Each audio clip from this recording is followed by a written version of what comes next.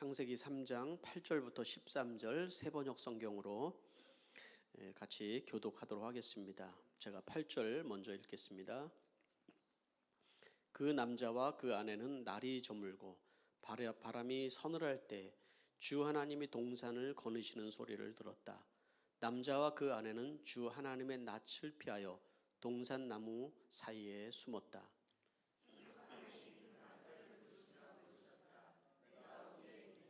그가 대답하였다. 하나님께서 동산을 거니시는 소리를 제가 들었습니다. 저는 벗은 몸인 것이 두려워서 숨었습니다. 하나님이 물으셨다. 내가 나더러 먹지 말라고 한 그 나무의 열매를 내가 먹었느냐. 그 남자는 핑계를 대었다. 하나님께서 저와 함께 살라고 짝지어 주신 여자, 그 여자가 그 나무의 열매를 저에게 주기에 제가 그것을 먹었습니다. 주 하나님이 그 여자에게 물었다. 너는 어쩌다가 이런 일을 저질렀느냐. 여자도 핑계를 대었다. 뱀이 저를 꿰어서 먹었습니다. 아멘. 네, 잠시 기도하겠습니다. 하나님, 이 시간에는 하나님의 말씀을 듣는 시간입니다. 부족한 종이 전할 때 성령의 능력과 권능으로 전하게 해주시고 듣는 저희들에게는 깨닫는 은혜와 또 하나님의 음성으로 치유되고 회복되는 시간이 되게 해주시옵소서. 예수님의 이름으로 기도합니다. 아멘. 네, 오늘 창세기 8번째 시간인데요. 내가 어디 있느냐라는 제목을 가지고 여러분과 같이 은혜를 나누길 원합니다. 제가 신앙생활을 하시는 이제 여러분들을 잘 보니까 하나님을 이제 오해하고 있는 분들이 가끔 있어요. 그러니까 무슨 얘기냐면 하나님은 나를 별로 안 좋아하시는 것 같아. 이렇게 생각하시는 분이 있어요. 여러 가지 이유가 있었겠죠. 또 마찬가지로 신앙생활하면서 목사인 저와 이렇게 관계가 이렇게 멀리 항상 있는 분들이 있어요. 뭐 저한테 상처를 받은 적이 있는지 없는지 잘 모르겠는데 어쨌든 간에 목회자와 거리가 멀면 신앙생활이 좀 어려워지겠죠. 아무래도 불편해지겠죠. 마찬가지로 여러분 목장에서 목자 목녀와 관계가 이렇게 좀 서먹해질 때 그때가 어떻게 보면 내 신앙의 위기다 여러분 생각을 하셔야 돼요. 그래서 하나님과의 관계 또 목회자와 또 목자 목녀의 관계가 여러분들이 좋게 되기를 바랍니다. 네, 하나님은 여러분들을 잘 봐주십니다. 좋게 보아주시는 거예요. 나를 좋아한다는 얘기죠.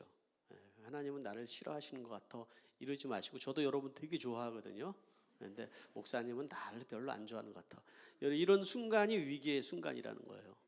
자, 그래서 제가 이런 얘기를 하는 거는 인사 한번 하려고요. 옆에 있는 분하고 잘 봐드리겠습니다 이렇게 인사해요. 잘 봐주세요. 잘 봐드리겠습니다. 네, 잘 봐드리겠습니다. 네.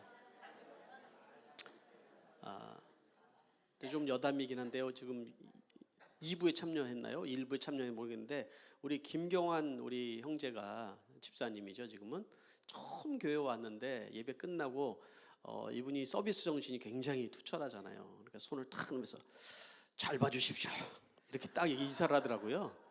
그래서 제가 잘 봐드리겠습니다 얘기를 했습니다. 네. 지금까지 잘 봐드리고 있습니다 제가. 네. 자, 오늘 여러분들에게 제가 이 말씀을 드리는 것은 하나님에 대한 오해가 있는 분들이 가끔 있어요. 예. 그래서 좀 여러분들에게 그 오해가 풀리는 시간이 되었으면 좋겠다 하는 말씀으로 드렸던 거고요. 어떤 기사에 아주 안타까운 사연이 이렇게 올라왔는데 그 사연이 뭐냐면 아들이 에이즈에 걸린 거예요. 아이들이 에이즈에 걸려서 이제 죽어가는 상황들인 거잖아요. 그때 그 엄마가 그 아들을 위해서 자기의 모든 것들을 다 이제 헌신해서 이 아들을 돌보는 거예요. 네. 그런데 이제 이 어머니가 이제 인터뷰를 해서 글을 이제 써야 되니까 인터뷰하는 기사에 정말 어떤 헌신했는지 너무 아름다운 이야기가 가득 찼는데 마지막에 그 엄마가 이런 얘기를 하는 거예요. 하나님이 정말 계시다면 왜 이런 일이 내 아들에게 있습니까? 이런 질문이었어요. 저는 이 기사에서 이 어머니의 그 아픔은 얼마든지 공감하고 그럴 수 있지만 이분이 가지고 있는 그 고통의 원인을 가지고 하나님을 향해서 불편한 마음, 이거는 치료를 받아야 되겠다 하는 생각이 좀 들더라고요. 왜냐하면 아들이 에이즈에 걸린 것은 하나님의 잘못이 아니라 이 아들이 성적으로 문란한 삶을 살았기 때문에 걸린 거예요. 물론 에이즈라는 것이 꼭 성적인 문란으로만 지금은 확산되지는 않아요. 뭐 아프리카나 이런데. 그렇지만 근본적으로 이 아들에게서의 에이즈는 성적인 문란함에서 생긴 거였거든요. 마찬가지로 우리 인생도 마찬가지입니다. 우리가 하나님을 원망하거나 오해하는 부분에 있어서, 그래서 우리의 고난이나 우리의 삶의 어떤 역경이나 어떤 재난이나 이런 것들이 우리가 잘못 진단을 내릴 수 있다는 거예요. 잘못 진단을 내리면 여러분 치료도 사실은 어려운 상황들이 있어요. 그래서 의사가 정확하게 그 병을 진단을 내려야 치료를 받을 수 있는 것처럼 우리 인생도 마찬가지거든요. 창세기 3장은 어떻게 보면 하나님께서 1, 2장을 통해서 너무 아름다운 축복과 언약과 그리고 너무 좋다고 말씀하셨지만 3장에서는 우리 인생이 얼마나 고통에 빠지게 됐는지, 실패하게 됐는지 그 원인을 우리에게 설명을 해주고 있다는 거죠. 그래서 창세기 3장을 이해하는 것은 우리 인생의 고통과 실패와 그 아픔을 이해하는데 아주 중요한 장이라는 거예요. 그것이 지난주에 우리 1장을 우리가 첫 번째 시간을 가지면서 그 이유가 첫째는 사탄과 마귀의 유혹이 있었다. 많은 사람들이 지금도 그 사탄과 마귀의 유혹에 넘어가고 있다는 거죠. 그 둘째는 그 사단의 유혹에 넘어가서 결국 선악을 따먹었다. 하나님을 향해서 불순종했다라는 것이 원인인 것이죠. 그로 인하여서 이제 어떤 일들이 벌어지는가, 이제 오늘 이제 본문 말씀에 나오고 있는 것이죠. 첫 번째 우리가 살펴볼 것은 죄는 파괴를 가져왔다라는 거예요. 죄가 파괴를 가져왔다. 세 가지의 파괴를 오늘 여기서 본문에 있는 내용만 제가 살피려고 하는 거예요. 첫째는 내적인 파괴예요. 내적인 파괴. 8절 같이 한번 읽어봅시다. 시작. 그 남자와 그 아내는 날이 저물고 바람이 서늘할 때 주 하나님이 동산을 거니시는 소리를 들었다. 남자와 그 아내는 주 하나님의 낯을 피하여 동산 나무 사이에 숨었다. 하나님의 낯을 피했다. 하나님을 피했다라고 해요. 왜 피했을까요? 예? 아담이 왜 하나님의 낯을 피하게 됐을까요? 왜 그러냐면 그 7절 말씀, 오늘 읽은 이 말씀에 보면요, 그 사람이 선악과를 먹는 순간에 두 사람이 눈이 밝아져서 자기들이 벗은 몸인 것을 알고 무화과 나무 잎으로 치마를 엮어서 몸을 가렸다라고 했거든요. 수치심이 생긴 거예요. 수치심이. 누가 가르쳐주지도 않았는데 수치심이 생기고 죄책감이 생겨버린 거예요. 이게 눈이 밝아진 게 아니라 수치심과 죄책감이 되는 거예요. 자기 내면이 좀 변화가 일어난 것이죠. 수치심이라는 말은 무슨 의미냐면은 자기의 존재에 대한 부정적인 생각이에요. 나 자신의 존재에 대한. 죄책감은 나의 행동에 대한 부정적인 생각이에요. 말하자면 나의 행동에 대해서 내가 실망을 가지고 또 이거에 대해서 안 좋은, 하나님에 대해서 오해를 가지는 것들이라고 얘기할 수 있어요. 근데 우리가 사는 세상은 사실은요, 이런 수치심이나 이 죄책감을 숨기기에 딱 좋은 세상이에요. 개인의 프라이버시를 굉장히 존중해 주는 세상이에요. 그리고 혼자 즐길 수 있는 문화들이 있어요. 밤 문화도 그렇고 혼자 조용히 잘 숨도록 도와주는 문화들이 여러분 이 세상에는 많이 있습니다. 집에서도 여러분 부부가 서로 대화를 안 하거나 심지어 문을 닫고 혼자 생활하기도 합니다. 네. 이 수치심은 다양한 얼굴로 우리의 인생에 영향을 주는데 자기 중심적으로 살아간다든가 자기 증오가 있다든가 어떤 히스테리 증상을 나타낸다든가 자기 자신을 있는 그대로 보이고 싶지 않은 감춘 가면을 쓰는 삶을 살아간다든가 라는 여러 가지 증상으로 나타날 수가 있어요. 또 심리적으로 어떤 중독 증상을 보이는 사람들의 대부분은 어렸을 때 형성된 깊은 수치심에서 영향을 찾아본다고 또 얘기를 하는 거예요. 다른 사람과 관계도 사실은 없고요. 자기를 자꾸 감추려고 체면을 차리기 위해서 굉장히 불편해하죠. 그런 사람들은. 그러니까 겉과 속의 모습이 다르기 때문에 사실 자유함도 없이 살아가는 경우들이 많이 있습니다. 근데 이걸 그냥 방치하면 우리가 어떻게 되냐면 우리 인생은 자유하면 당연히 이제 사라지지, 그러죠? 그리고 어떤 사람은 자기 자신에 대해서 그냥 자포자기를 해버려요. 그냥 이렇게 인생을 살다 마는 거지 하고 자기 몸을 함부로 이렇게 해버리는 경우들이 있어요. 수치심을 치유하기 위해서는 이 수치심의 치유라는 책에서 보니까 자신의 수치심을 숨기지 말고 드러내야 된다, 이렇게 얘기를 했거든요. 신뢰할 만한 사람들에게 자신의 느낌, 감정을 솔직히 오픈할 때 자신의 그 수치심이 치료되기 시작한다, 이런 얘기를 했어요.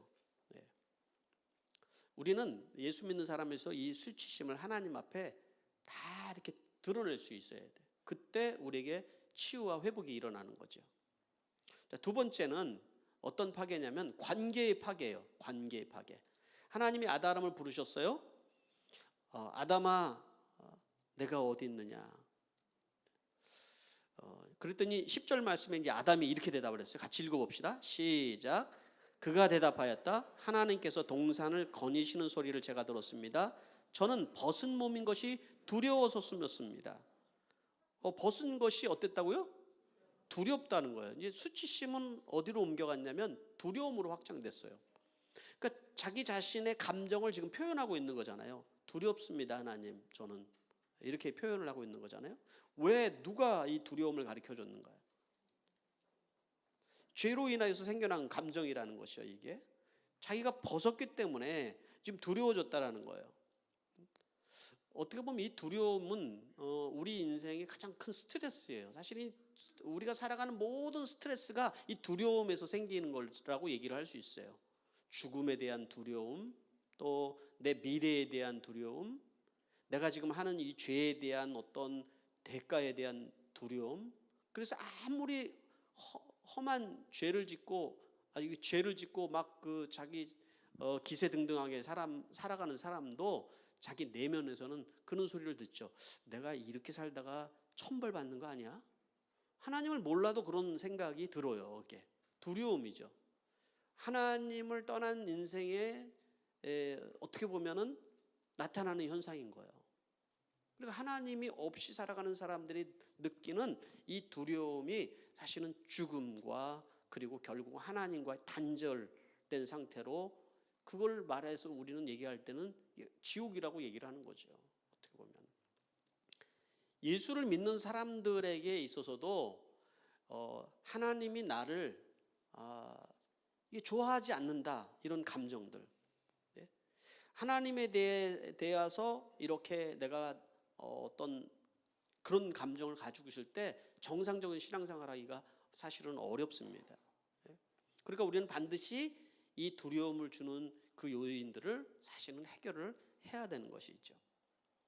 세 번째는 무엇에 대한 파괴냐면 공동체의 파괴예요.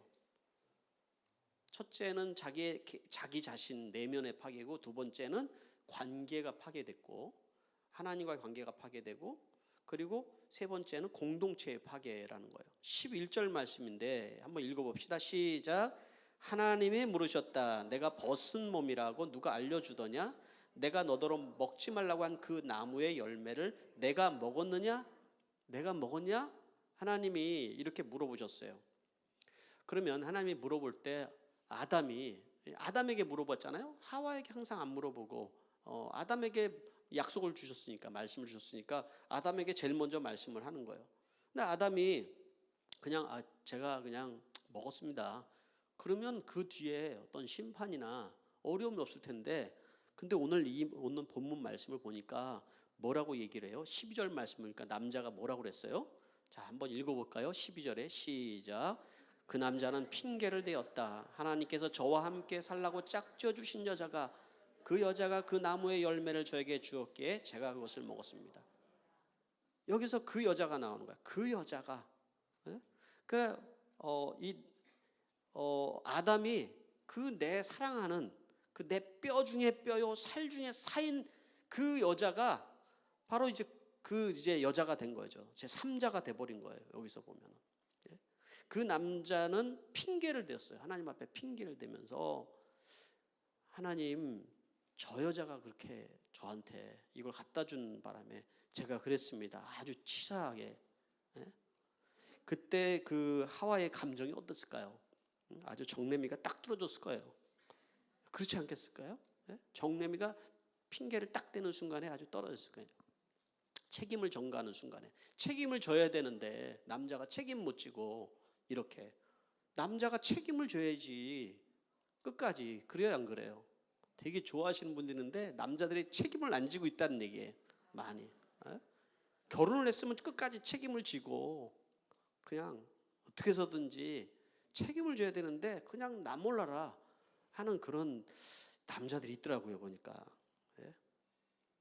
자, 그런데 이렇게 이제 아담에게 물어보니까 아담이 핑계를 대면서 내 얘기하고 하나님은 그러면 그래? 그래서 여자에게 물어봤어요. 자, 13절에 보니까 여자는 또 뭐라고 대답을 했어요? 한번 여러분들이 한번 대답해 읽어보세요. 시작. 주 하나님이 여자에게 물어줬다. 너는 어쩌다가 이런 일을 저질렀느냐? 여자도 핑계를 대었다. 뱀이 저를 꿰어서 먹었습니다. 여자도 똑같이 그러는 거예요. 여자는 어쨌든 간에 자기가 남자에게 이렇게 갖다 줬으니까 그때는 속은 부글부글 끓어도 남자에게 못하고 이제 뱀을 핑계대는 거예요. 넌 어쩌자고 그렇게 네가 따서 먹고 너만 먹고 죽지 왜 남자는 줘가지고 이렇게 같이 죽냐 한번 물어봤을 거예요. 그랬더니 여자가 핑계를 대고요. 아니 뱀이 저를 꿰어서 제가 그랬습니다. 뱀이 들었으면 굉장히 화가 났을 거예요 아마 그날. 그렇지만 뱀은 아무 할 말이 없어요. 하나님이 묻지도 않아. 뱀에게는 묻지도 않아. 이렇게 묻는 것은 여러분 축복인 거예요. 살리려고 묻는 거거든요. 그냥 그 다음 주에 보면 알겠지만 뱀은 바로 하나님이 저주예요. 바로 묻지도 않아요. 그냥 뱀에게는. 그래서 이 선악과를 따먹은 인생이 처음에는 자기 내면에 수치감이 생기고 죄책감이 생기고 그 다음에 발전해서 두려움이 생겼잖아요. 두려움은 거기로 끝난 것이 아니라 이것이 전가를 시키는 거예요. 다른 사람이 회피를 하고 핑계를 대고 그래서 다른 사람이 했다고 얘기를 하는 거죠. 그래서 인간은 항상 선악간에 옳고 그름만 따지면서 살아가요. 선악과를 따먹은 다음에 눈이 밝아져서 정말 제대로 보는 것이 아니라 선악간에 서로 핑계대고 따지면서 산다고요. 여러분 자기가 가장 어려운 인생이라고 생각하면서 살아가는 것이 인간이라는 것이죠. 가정이 깨어지는 것이나 공동체가 깨어지는 것도 다 선악간에 옳고 그름만 따지기 때문에 그런 것이잖아요. 그게 인간은 그래서 자기 이 선악과를 따먹은 인간은 자기 자신이 잘못했다라는 것은 절대 고백을 안 해요. 안 하려고 그래요. 정말 성령이 역사하지 않고는 내가 잘못했습니다 이 말을 못 한다고요. 왜냐하면 사단이 네가 잘못했다고 그러는 순간 너는 죽음이야, 끝이야, 너 입 꽉 다물고 있어 이렇게 얘기를 해주거든요. 어린아이들도 마찬가지예요. 어린아이가 꽃병을 깼어요. 그리고 첫 번째 이 아이의 반응은 어떻게 나타날까요? 이 아이는 부정과 변명이에요. 첫 번째 이제 엄마의 눈을 피하죠. 엄마 옆에서 항상 놀던 애가 엄마를 보고 피해요. 그리고 엄마가 얘기해. 너 이거 누가 그랬냐? 엄마 제가 안 그랬어요. 아시잖아요. 저 원래 착한 아이고 저는 조심성 있는 걸 알잖아요. 근데 엄마는 다 알고 있잖아요. 네가 그런 거 같는데. 그래서 그때 이제 이 아이가 얘기를 합니다. 책임 전가래요. 아니 동생이 그랬어요. 멀쩡한 동생 가지고 이제 책임 전가를 해요. 그러니까 엄마가 내가 봤는데 얘기를 해요. 그러면 그때 이제 사건을 재해석을 해요. 재해석. 내가 이제 내 피해를 봤다는 거. 자기가 실수해놓고 내가 피해를 본 거다. 저 꽃병이 갑자기 떨어져가지고 저 꽃병 때문이다. 이렇게 꽃병에게 책임 전가를 해요. 그러면 엄마가 이제 상황 파악을 딱 한 다음에 이제 보니까 얘는 좀 맞아야 되겠다. 일부에서는 얘기를 안 했어요. 여기에 어른들이 많이 계셔가지고 얘는 좀 맞아야겠네 하고 이제 매를 들고 이제 얘를 때리려고 그러면 그때서야 눈물을 뚝뚝 끓이면서 엄마 제가 잘못했어요 뭐 이래. 이제 그때 이게 애들이에요. 애들 절대로 매를 들어야지만 그때서야 이제 제가 잘못했어요. 그게 인간이라고요. 매를 맞아도 우리는 그런데 어른이 되면은 절대로 내가 잘못했습니다 이런 얘기를 안 하잖아요. 근데 이런 책임 전가가 생기는 것이 사실은 우리 인생에 공동체 파괴를 가져온다고요. 관계의 파괴를 가져오고 그런다고요. 여러분 부부간에서도 다 보면은 아까 그랬잖아요. 하와가 언제 정래미가 딱 떨어졌다고요? 책임 전가를 하는 순간에. 인간은 다 그래 똑같아요. 이렇게 누군가가 나에게 책임 전가를 하는 순간에 정래미가 떨어져요. 그게 뒤에서 얘기를 하는 거든 정면에서 얘기하든지 관계없이 그런다고요. 그래서 관계가 거기서 깨져 버리는 거예요, 여러분. 네? 아담은 뭐라고 얘기를 했다고 그랬어요? 하나님이 저 여자를 나에게 살라고 보내주셔서. 결국 따지고 보면은 하와를 책임 전가하는 거지만 하나님에게도 책임 전가를 하는 거예요. 결국 하나님께서 저 여자를 나한테 보내주셨잖아요. 그건 하나님이 잘못이잖아요. 하나님에 대해서 오해를 하고 하나님에게 책임 전가를 하는 거죠. 그 우리 인생이 그렇게 살아간다. 하나님이 그러셨잖아요. 하나님이 왜 이렇게 세상에 악을 만들어 놓고 하나님이 이렇게 이 세상에 죄악을 이렇게 만들어 놓고 이 병 같은 거 이런 거 다 치우시고 그러면 우리를 사랑한다면 맨날 이렇게 하면 어떻게 해요? 라고 얘기를 하는 거죠. 목장에서는 목장 식구들은 이렇게 얘기해요. 목자가 마음에 안 들면 이렇게 해요. 목사님이 그 목장에 가라고 그래가지고 내가 그런 거잖아요. 그래서 본인이 선택하게 하는 다 이유가 있어요. 하도 많이 들어가지고 아니 목사님이 거기 가라고 그런 거지 제가 잘못한 거예요? 이렇게 다 책임 전가를 해요. 여러분 집에서 일어나는 사건들 보세요. 남자와 여자가 싸우는 일들을 보면 다 책임 전가에서 이 공동체가 깨지고 가정이 깨지는 거거든요.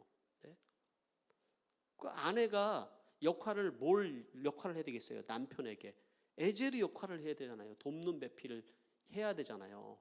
그런데 우리 목녀들은 목자에게 책임을 전가해요. 문제만 생기면 기도해봤어? 그러지 않아요? 그 얘기 뭐예요? 그거 되게 웃기는 말이거든요. 제일 기분 나빠 우리 집사람이 기도해봤냐고 그러면. 아니 본인이 기도를 하고 나한테 도움이 역할을 해야 되지 문제가 생기면 기도해봤어? 그런데 기도는 내가 진짜 그런 얘기 들으면 기도하기 싫어져요 진짜. 그렇잖아요. 목사지만 굉장히 기분 상하고 책임 전가하는 표현들이거든요 이게. 그래서 저희 집사람에게 제가 그래요. 그런 책임 전가하는 말하면 나는 기분이 상한다. 화가 난다 이렇게 얘기를 하거든요. 그거 어떻게 해야 될까요? 아내들은 여보 내가 기도를 안 해서 내가 죽이려냐 이렇게 해야지 되는 거죠. 내가 잘못한 거야. 그렇게 해야 정상이거든요. 여자들도 똑같아요. 남자들도 똑같아요. 뭐 밖에 나가서 애만 잘못되면은 아내만 잡아요. 도대체 여자가 말이야 집에서 뭐 하는 거야 도대체. 애는 안 보고 애가 이 모양 이 꼴이 된 거야. 왜 그런 거야 도대체. 얘기를 하면 이 책임 전가를 아내들을 하면 얼마나 여자들이 뒤집어집니까? 사실은 그렇잖아요.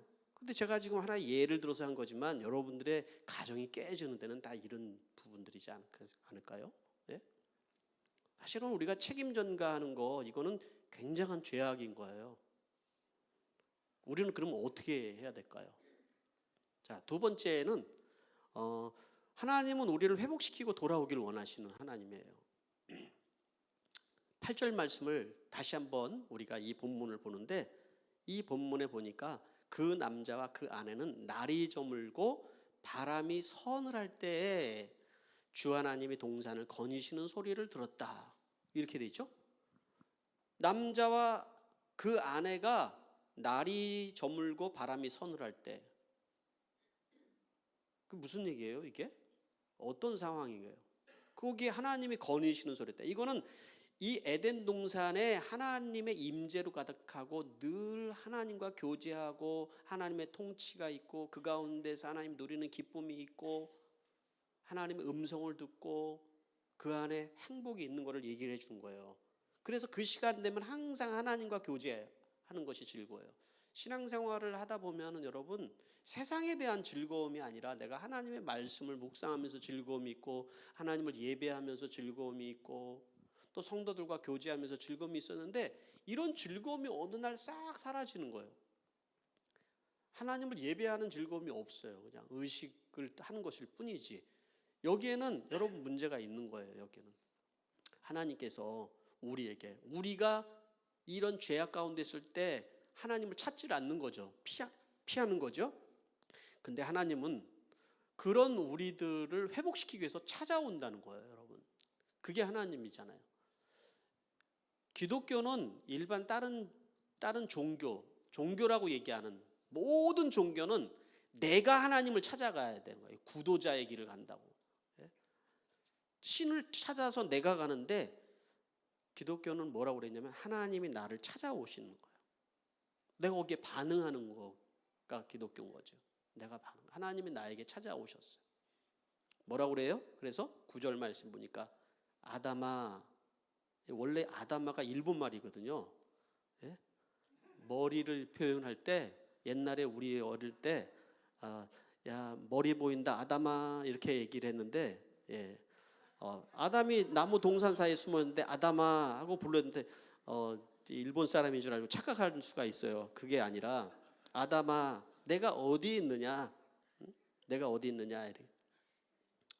하나님이 아담아 내가 어디 있느냐라고 부르시는 것은 뭐라고 그랬어요? 제가 하나님이 너 나한테 오늘 잡히기만 해봐라, 넌 끝이다, 이게 아니라 우리를 어떻게 해서든지 회복시키고 우리를 어떻게 해서든지 살리기 위한 것이라는 거죠. 그죠? 뱀에게 묻지 않았어요. 뱀아 어디 있냐 이러지 않았다고요. 하나님은 아담아 어디 있냐라고 물어보는 것은 하나님이 그 장소가, 네가 있는 숨어있는 장소가 어딘 걸 물어보는 게 아니에요. 하나님 그걸 모르는 게 아니에요. 머리가 보였다니까요. 아담이 숨어있는가, 어디에 숨어있는지를. 하나님이 장소를 물어보는 게 아니라 우리 존재적인 질문을 물어본 거예요. 실존적인 질문인 거야. 너가 지금 걸어가는 그 길이 너의 정말로 네가 생각하기에는 행복한 길이야? 네 인생이 정말 그렇게 살아가는 것이 행복한 거야? 나를 떠나서 네가 걸어가는 그 삶이 너에게 진정한 축복이 준다고 생각을 하니?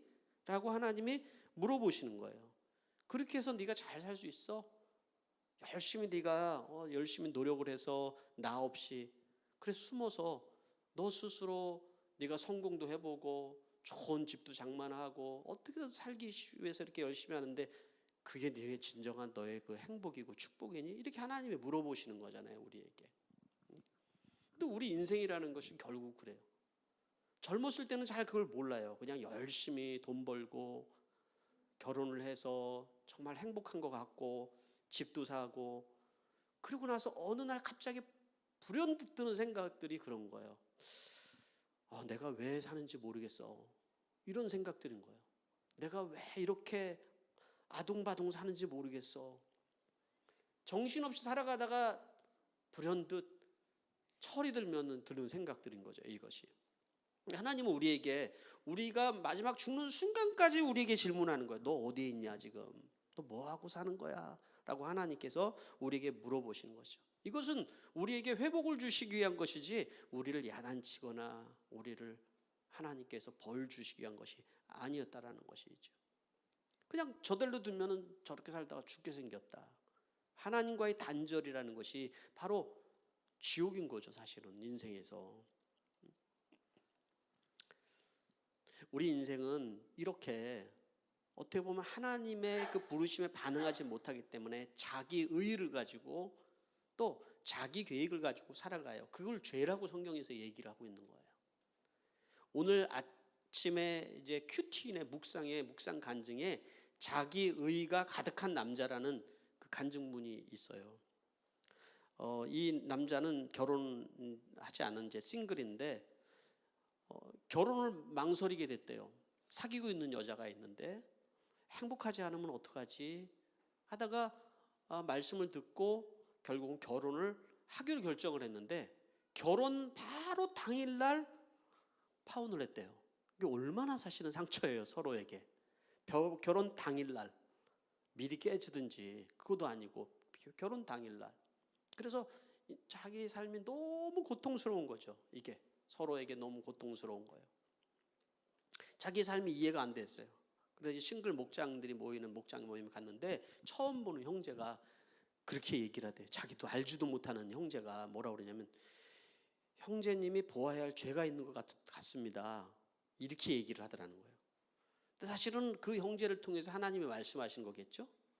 그래서 다행히 이 형제가 그 말을 듣고 화가 난 것이 아니라 자기의 죄를 보게 됐다는 거예요. 자기 자신이 여자친구와 음란을 행한 자기의 모습이 떠오르면서 그럼에도 불구하고 자기 죄는 보지 못하고 자기 여자친구를 늘 정죄하면서 자기 의에 가득해서 정죄했던 자기 모습이 깨달아지면서 회개가 터져 나왔다는 거예요.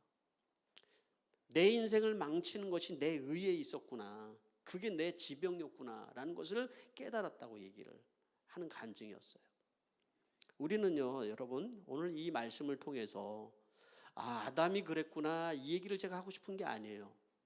결국 하나님이 우리를 부르셔서 우리는 하나님 앞에 수치심과 하나님을 피하는 두려움과 책임을 전가하는 그런 인생으로 살아가는 것이 아니라 내가 죄인입니다를 고백하길 원하는 거예요. 내가 죄인인 거를. 내가 죄인인 것을 여러분 인정하는 순간 사실 그때 은혜가 임하는 거예요. 그때 하나님의 국률이 그 안에 있게 되는 것입니다. 그러나 여러분 내가 죄인인 것이 깨달아지지 않고 내가 정말 죄인인 것을 인정하지 못하는 삶은 늘 자기 자신을 피해자라고 생각을 해요. 늘 자기 자신을 다른 사람이 나를 사랑하지 않는다고 생각해요. 하나님도 나를 사랑하지 않는다고 생각을 해요. 근데 사랑을 하지 않는 게 아니에요, 하나님이. 다른 사람이 그 사람을 사랑하지 않는 것이 아니라 자기가 사랑하지 못하고 살아가는 거예요. 어떻게 보면 제일 많이 사람들이 나를 사랑하지 않는 것 같다라는 얘기를 하는 경우들은 그 피해의식이 있어서 그렇거든요. 결국은 그 회복은 결국은 내가 하나님 앞에 죄인임을 인정하는 거예요. 내가 가정 안에서 관계가 깨어졌을 때 내가 죄인인 것을 그 자리에서 고백을 하는 거예요. 자녀와의 관계도 모든 것이 크게 우리에게 그렇게 힘든 거예요. 그게 신앙이 좋은 사람들은 또 저처럼 목사나 또 사역자들이나 또 목자나 목녀들은 사역과 봉사 뒤에서 숨어버릴 수도 있어요. 예배를 형식적으로 드리면서 숨어버릴 수 있어요. 근데 하나님은 우리를 내가 어디 있냐라고 물어보실 때 우리는 정확하게 내 자신을 하나님 앞에 드러낼 수 있어요. 그때 회복이 일어나는 거잖아요. 그게 오늘 이 말씀에 보면은 선을 할 때 주님께서 우리를 불렀다. 하나님이 늘 만나던 그 시간에 여러분 오늘 내가 너무 인생이 바빠서 삶이 너무 분주해서 하나님의 음성을 듣지 못하고 내 계획만 잔뜩 가지고 있는 제 인생을 달려가고 있다면은 여러분 한번 돌아봐야 돼 우리가. 그리고 하나님께서 나를 지금 뭘 부르고 있는지를 그 음성을 들을 수 있어야 돼요. 하나님의 음성을 듣고 그 하나님께서 나를 뭘 말씀하시는지를 들을 수 있는 여러분 인생이 되어야 됩니다. 그랬을 때 우리 안에는 진정으로 하나님께서 우리를 통해서 축복하시고 우리를 통해서 하나님의 놀라운 은혜를 베푸시고 원하는 그 축복이 드러나게 될 줄 믿습니다. 네, 이 시간에 우리 잠시 기도하도록 하겠습니다. 우리가 결단과 헌신의 기도를 할 텐데 하나님께서 내 이름을 부르시면서 여러분들을 찾고 있다고 생각합니다. 여러분이 있어야 될 자리는 어딜까요? 네. 하나님의 이 부르심 앞에 여러분의 인생이 수치감과 두려움과 책임 전가로 계속해서 반복되는 삶이 아닌 진정한 내가 죄인인 것이 고백이 되어지고 회복되는 은혜가 있게 되길 바랍니다. 기도하겠습니다.